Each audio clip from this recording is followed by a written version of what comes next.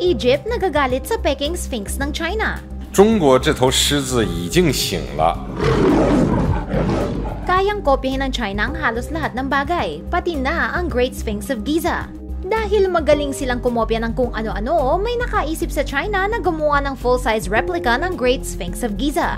Hindi natuwa ang mga taga-Egypt dito at nagreklamo na sila sa UNESCO Organization ng United Nations. Ayon sa mga Egyptians, ang Peking Sphinx ng China ay hindi lang mali sa pagrepresenta ng tunay na Sphinx, ito ay labag sa international regulations at nakakaapekto sa tourism industry ng Egypt.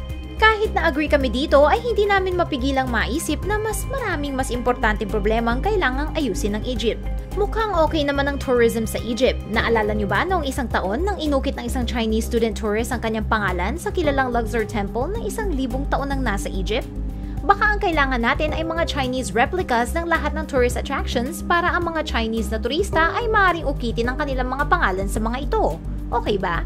Ayon sa mga Chinese officials, ang Peking Great Sphinx ay itinayo lang para sa pag-shoot ng pelikula at tatanggalin din pagkatapos.